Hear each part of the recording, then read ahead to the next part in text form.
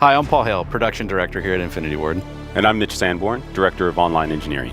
And we're here to talk about the Call of Duty Modern Warfare network model, otherwise known as the Netcode. In simple terms, Modern Warfare and other client-server model games are composed of a set of clients all interacting with a remote server. Each client is a player interacting with the game and sending their inputs up to the server. At the same time, the server is gathering all the players' inputs and processing them before sending the results back to each client. Right, so in this model, the server is authoritative, meaning that whatever the server says goes. The server sends state down to all the clients, and their job is really just to visualize it. All the clients sample input from the keyboard and controller, and they predictively move themselves, but the server is the one who executes that authoritatively and sends the results back to all of the clients. And so both the server and the client process this same input to move the player around in the world.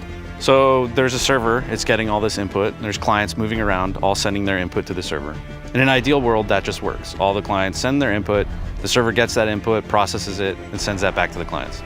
So let's talk about what happens when there's a bad connection or a lag spike or something like that. What can go wrong in this model? There's a couple of things that would constitute a quote-unquote bad connection, but we're primarily concerned with variance. That is, we didn't get some data when we thought we would get it. The first thing that comes to my mind is that the client doesn't get some information from the server. What happens in that case?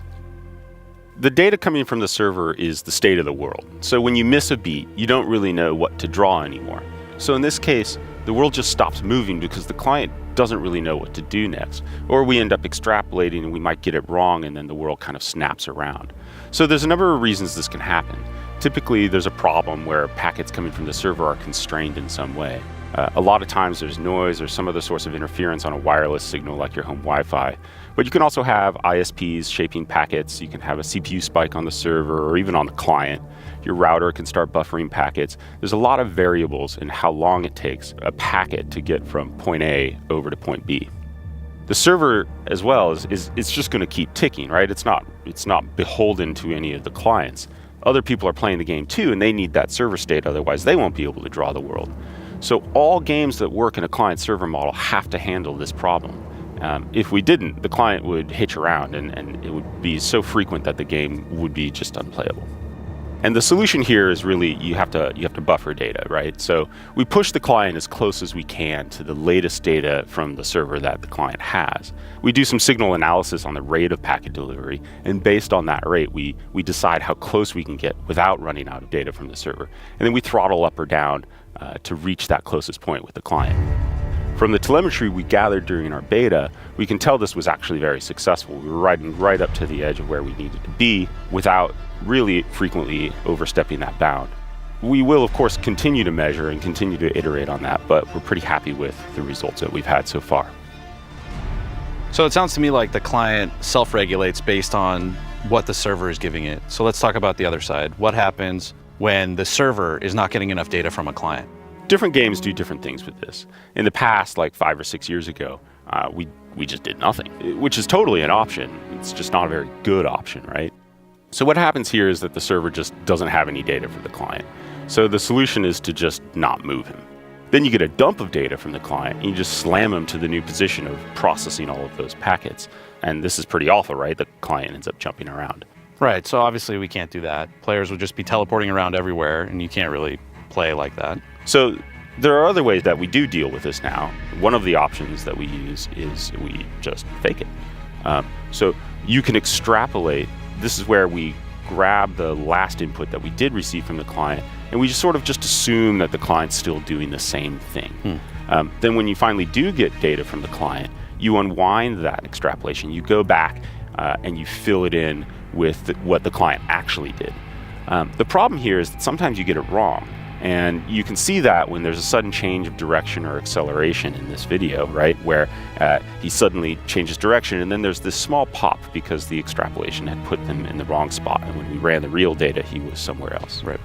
So if you don't want that kind of snapping, you can also pretend the input was the real input. And we call this sort of like a prediction, right? You're predicting what the client would have actually sent you by just saying, well, the last thing you sent me is now the real thing that you sent me. So this is an extrapolation, right? We're actually predicting client input here.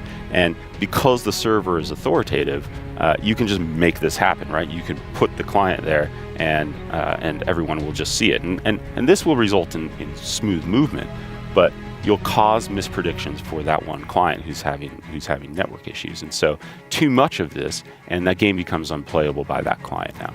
Mm-hmm. Finally, to sort of solve all of that, you can buffer data, right? Which produces nice, smooth movement because you're actually executing real data. But if you don't do anything at the start, right? If you starve for data for some period of time and you didn't have anything in the buffer, you're still going to get that hitching until you get enough data from the client to compensate for that, and you fill your buffer up, and then you start pulling from the buffer when you get that starvation. The other problem with buffering is that it induces latency, right? Like you end up with just packets hanging out in a buffer for some period of time. And this is when we talk about like full system latency. This is part of that equation, and it ends up being quite a large part of that equation if you get it wrong. So we've written this engine to support all the options. In the live environment, we mix and match according to the network conditions so that we optimize for low latency.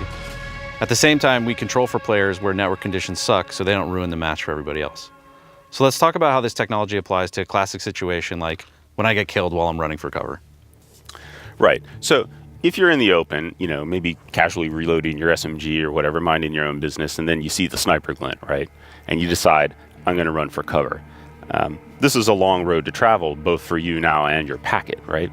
Your position in the open goes to the server, right? That packet goes up to the server, and the server puts you in the resulting position, which is out in the open. And then that packet goes down to the other client who sees you out in the open, and he pulls his trigger, and this is going to be the kill shot. That packet then goes back up to the server, where the server executes that action authoritatively and sends the result back to you.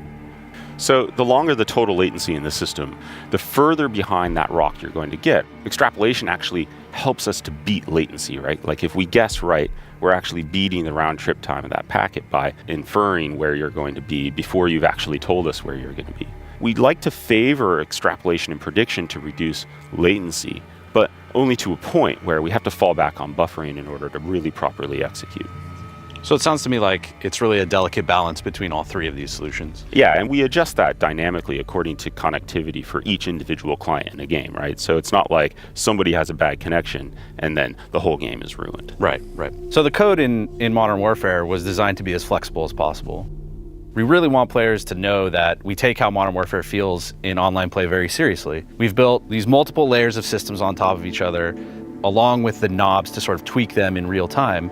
We're constantly measuring server behavior, client behavior. We're looking into individual players' experiences. We're collecting tons of data. We're doing internal testing. We're doing testing with small populations out in the live environment. And then we're rolling out improvements as the game is live. We did this during the beta, and we'll continue to do it once we hit October 25th and the game goes live. Quick shout out to those of you who participated in the beta. Thank you so much. Your data was super valuable to us. In the end, our goals are simple. We start from a good place, and we make sure that the game feels amazing in low latency situations. Then we build these systems on top of it to make sure that the game is tolerant to network issues, because the internet is the internet and problems will happen. Then we try to isolate issues so that when bad things happen, we don't let it ruin a whole match, and we keep the problem to just the problem connection. So I think that about wraps it up for us. I hope you enjoyed this. I hope this has been informative for you. Let me know what you think of the video, and if you liked it, maybe we'll do more in the future. Thanks again for playing the beta, and we'll see you online when Modern Warfare releases on October 25th.